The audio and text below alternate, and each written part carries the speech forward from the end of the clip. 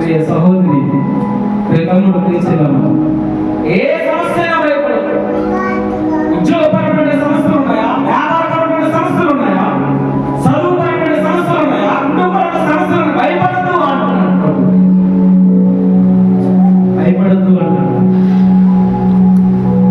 పేతురు అనే భక్తుడు బైబిల్లో ఉన్నాడు. పేతురు అనే భక్తుడు ఉన్నాడు. ప్రభు వారు సముద్రం నుంచి నడుస్తూ వెళ్తూ ఉండగా, యేసయ్యా నేను కూడా సముద్రం మీద నడుస్తానయ్యా, నీటి మీద. ఎంత ఆశ! అయితే ప్రభు ఎంత గొప్ప దేవుడు అంటే, ఆశపడి ప్రాణాన్ని తృప్తిపరిచే దేవుడు. దేవుడి స్తోత్రం. ఎవరైతే ఆశపడతారో, ప్రభువా నీ కొరకు నేను బ్రతకాలనుకుంటున్నాను, ప్రభువా నీ కొరకు నేను జీవించాలనుకుంటున్నాను ప్రభువా అంటే, నీ చేత అద్భుతం చేసి. ఈరోజు ఒంటరిగా ఉండొచ్చు, ప్రభు చెప్తున్నాడు. ఒంటరిగా ఉన్నవాడిని ఎంతమంది చేస్తున్నాడు? 1000 మంది చేస్తానన్నాడు. ప్రభు చెప్తున్నాడు, నువ్వు భయపడదు. అయితే పేతురు భక్తులు, ప్రభువా నీలాగే నేను సముద్రం మీద నడుస్తానయ్యా. సరే నా వైపు చూడు, నడు అన్నాడు. పేతురు నడిచాడు. ప్రభు వైపు చూస్తూ నడిచాడు. నడుస్తూ ఉండగా ఒక్కసారి ఉరుముల వైపు, ఆ తుఫాను వైపు చూస్తా ఉన్నాడు. ఆ తుఫాను సమయంలోనే ప్రభు నీటి మీద నుంచి నడుస్తూ ఉన్నాడు. ప్రభువుని చూసినప్పుడల్లా ఈజీగా నీటి మీద నుంచి నడుచుకుంటూ వెళ్ళిపోయాడు. నేను సత్యం చెప్తా ఉన్నాను, బైబిల్ గ్రంథంలో అన్ని సత్యమే. అయితే ప్రభువు వైపు చూస్తూ నడుస్తూ వెళ్ళినప్పుడు నీటి మీద ఈజీగా నడిచి వెళ్ళిపోయాడు. ఉరుములు మెరుపుల వైపు ఒకసారి ఎప్పుడైతే చూస్తాడో నీటిలో మునిగిపోయాడు. మాట్లాడు, ప్రభువా ప్రభువా నేను మునిగిపోతున్నానయ్యా, నన్ను రక్షించాను. మనలో చేయాలి. ఒకవేళ సమస్యల వైపు ఒకవేళ చూసినట్లయితే, ఇబ్బందుల వైపు ఒకవేళ చూసినట్లయితే, పేదరికం వైపు ఒకవేళ మనం చూసినట్లయితే, నువ్వు పచ్చడి వెతికి తిన్నా పర్వాలేదు, నువ్వు గెంజి నీళ్ళు తాగి తిన్నా పర్వాలేదు, నువ్వు అమ్మలు తిన్నా పర్వాలేదు, నీరు తాగి బ్రతికినా పర్వాలేదు. కానీ లోపం వైపు మనం చూసినట్లయితే, పాపం వైపు మనం చూసినట్లయితే, చీకటి వైపు చూసినట్లయితే, సహోదరి తమ్ముడా చెల్లమ్మ, చీకటి వైపు మనం చూసినట్లయితే మనం పాపంలో పెడతాం. జీవముగల యేసుక్రీస్తు వైపు మనం చూసినట్లయితే మన జీవితం ఒక అద్భుతమైనటువంటి స్థాయిలో, అప్పుడు వారిలో ఒంటరైన వారైనటువంటి మన జీవితాలు 1000 మంది చేస్తానన్నాడు దేవుడు. నీవు తూర్పు వైపు, నీవు ఉత్తర వైపు, నీవు దక్షిణ వైపు నీ సంతానాన్ని విస్తరింప చేస్తానన్నాడు. రోజు కొడుకు కూతురు పుట్టచ్చు, లేదా కొడుకులు పుట్టచ్చు, లేదా ముగ్గురు పిల్లలు పుట్టచ్చు. వారి ద్వారానే నీ సంతానాన్ని తూర్పు వైపు, ఉత్తర వైపు, దక్షిణ వైపు కూడా విస్తరింప చేస్తాడట. దేవుని స్తోత్రం. చాలా అద్భుతమైనటువంటి సత్యాలు, చాలా అద్భుతమైనటువంటి సత్యాలు. నిజంగా ప్రభు వైపు మనం ఎప్పుడైతే మనం చూస్తామో, ప్రభు వైపు ఎప్పుడైతే మనం చూస్తామో, అప్పుడు మన జీవితాలు అద్భుతమైనటువంటి ఉన్నతమైనటువంటి స్థాయికి వెళ్తాయని నేను మనం చేస్తాం. అయితే మనం ఏం చేయాలంటే, ప్రభువుని విశ్వసించి నమ్మాలి. నమ్ముడు నీవనైతే నమ్మువానికి సమస్తము సాధ్యం. నమ్మకపోతే అది ఎప్పటికీ సాధ్యం కాదు. బైబిల్లో దావీదు భక్తుడు ఉన్నాడు. చాలా కొట్టివాడు, ఎంత కొట్టివాడు అంటే దావీదు భక్తుడు చాలా కొట్టివాడు. యుద్ధములకు గొలియాతు అనే పెద్ద 6 అడుగుల అజానుభావుడు, ఇంత కండలతో భారీ దేహంతో ఉన్నవాడు. నిజంగా తన కాలు తీసి దావీదు చేస్తే కిలకిల కొట్టుకుంటాడు. కానీ రాజ్యం వారు ఎవరు ఎదిరించలేదు.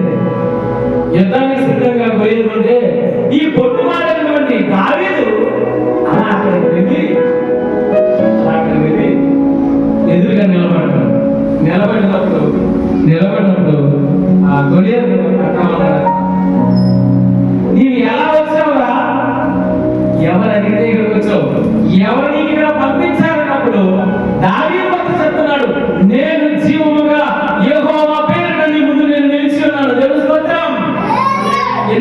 బలమైనటువంటి వాడు, యెహోవా దేవుడైనటువంటి జీవం గల యెహోవా దేవుడు వేరండి వచ్చావా? ఎంత ధైర్యం లేదు. తిరగబడేసరికి ఒక్క చిన్న రాయి ఒడిసితో గుర్తు సరిపేసరికి దేవుడి స్తోత్రం. ఎదురుగా గొలియాతు అనేటువంటి 6 అడుగులటువంటి బలాఢ్యుడైనటువంటి వ్యక్తి, 3 అడుగులటువంటి వ్యక్తి ఆ వ్యక్తిని సరిపేశాడంటే ప్రధానమైన కారణం ఏంటంటే నమ్మడం.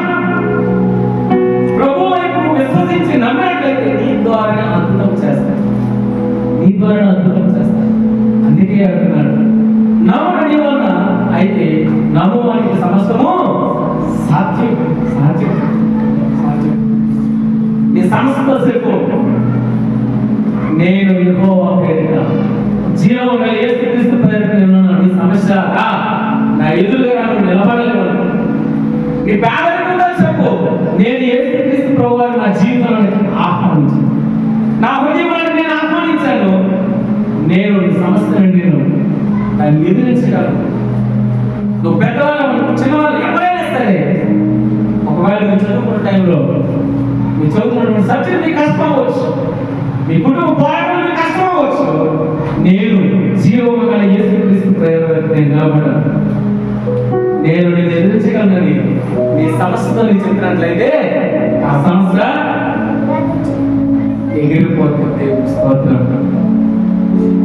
అయితే నువ్వు నమ్ముతున్న ముందు ప్రభువును కూడా నీ జీవితంలోనికి ఆహ్వానించదు. చాలా మందికి యేసుక్రీస్తు తెలియదు, ఎక్కువ మంది తెలియదు. నిజంగా ఎంత బాధాకరం తెలుసా?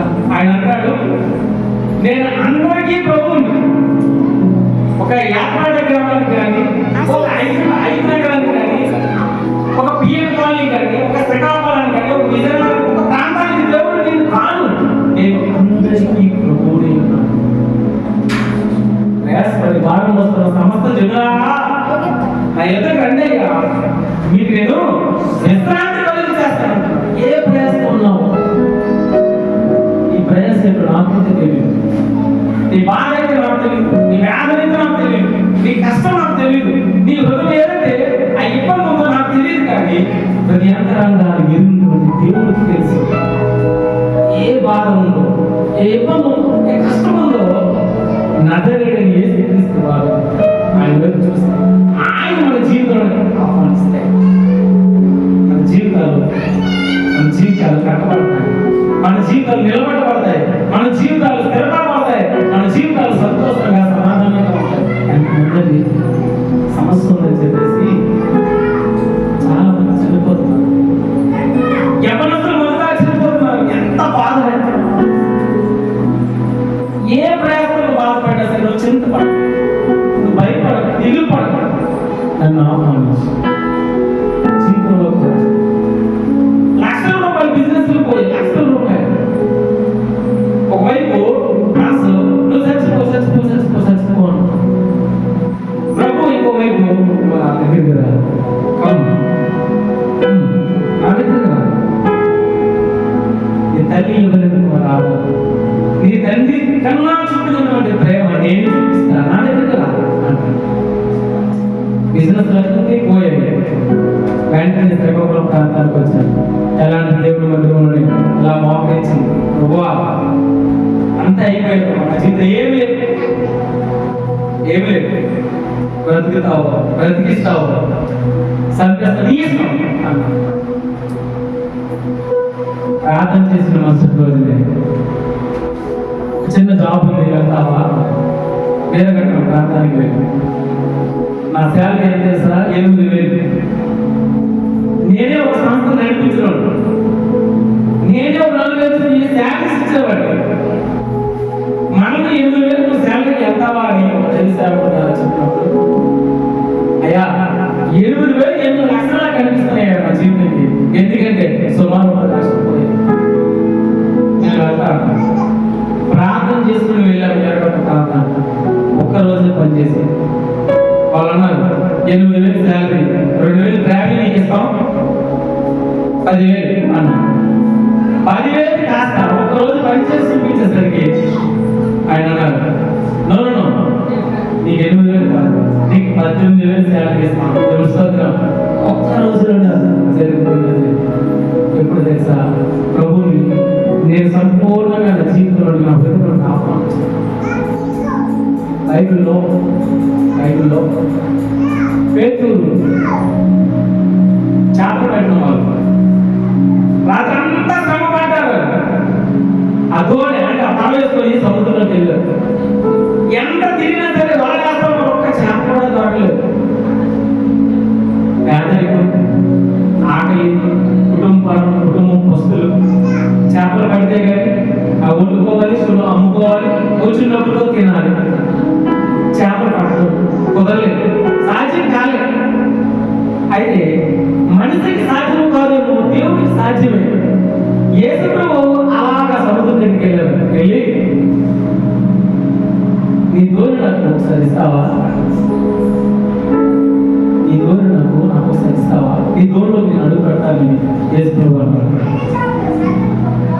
అయితే పేతురు అన్నాడంట, అయ్యా నజరేయుడైన యేసుక్రీస్తు ప్రభు తండ్రి, ఇప్పటి వరకు అయితే మేము చేపలు పెట్టాం, ఎక్కడ దొరకలేదు. సముద్రంలో ఏ మూల ఎక్కడ ఏ చేప దొరికితే మాకు తెలుసు. కానీ నువ్వు చెప్పావు కదా, నేను నమ్ముతున్నాను, నా పడవలకు రాని చెప్పేసి ప్రభువుని ఆహ్వానించినప్పుడు అక్కడ వల వేయనప్పుడు విస్తారమైనటువంటి చేపలు వల పెట్ట లాగేస్తున్నారు. పడవలు దోణులు పట్టలేదు కదా, పక్కన పడవలు పిలిచి, ఒరే వెంకటమైన ఈ చేపలన్నీ ఎక్కువైపోయాయి, మీ దోణులు కూడా వేస్తున్నారు. తెలుసుకోవచ్చు, ప్రభువుని ఎప్పుడైతే మన జీవితంలో ఆహ్వానిస్తాం, విస్తారమైనటువంటి దీవెనలు ఎలాంటి దీవెనలు వస్తాయంటే తెలుసా, ఆకాశ విస్తారము పట్టదారులంటే విస్తారమైనటువంటి దీవెనలు నీకు ఇస్తాను. వల వేయడము పేతురు పని, కార్యం చేయడం ఎవరి పని? దేవుడి పని. అడగడం నీ పని, కార్యం చేయడం ఎవరి పని?